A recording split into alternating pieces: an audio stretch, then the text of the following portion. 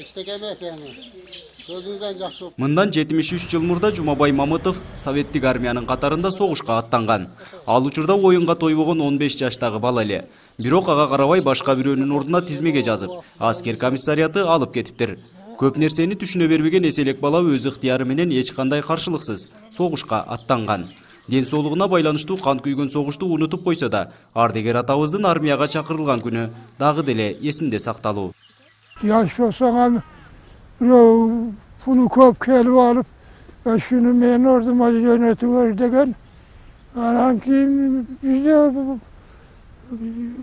hiç nereden düşünmesin geçtin voyankomattan gelen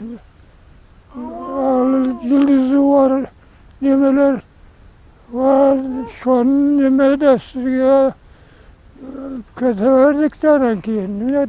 Жоокерлердин арасында бир кыйла эле жашы боюнча кичүү болгон каарманыбыз 1944 жылы Сталинградда неместик армиянын фельдмаршалы Паулюстун жоокерлерине каршы согушкан. Боюнун кыскалыгынан советтик курал-жарактар ыңгайсыз болуп, командиринин уруксаты менен фашисттердин куралын колдонуп жүргөн экен.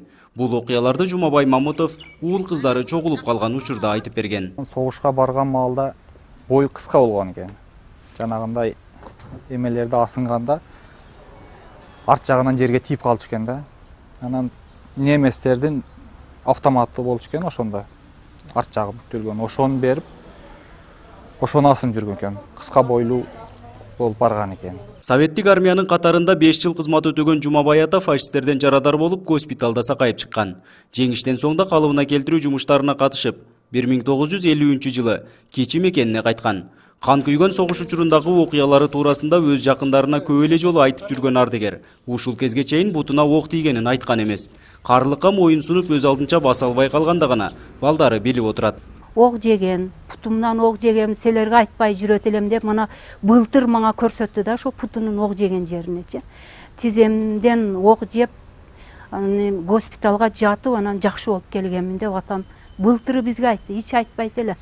Анан путуңуз неге ооруйт, мынтип чолоңдоп неме болуп калдыңыз десем, ушинтип кызым ок тийген меселерге айткан эмес элем деди да. Жумабай Мамытов аскердик билетиндеги жашы боюнча улуу жеңиштин 72 жылдыгын 91 курагында тосуп отурат. Чындыгында бул жылы 88 жашта болмок. Ошол кезде армия курагына ылайыкташтырып, 3 жылга жашын чоңойтуп жазып коюшкан экен. Чын жашымды жазып бергиле военный билетке. Силерде бар документацияда.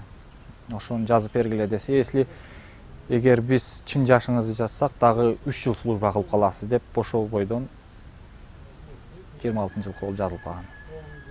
Жашын чоң кылып жөнөтүп берген атам. 72 жыл мурда 14 000 согуш ардегери болгон болсо, Баткен облусу боюнча бүгүнкү күндө ардегер аталарыбыздын 32си гана биз менен бирге.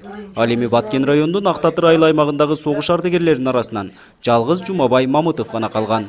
Нургазы Жайнаков, 7 канал, Баткен өкүлчүлүгү.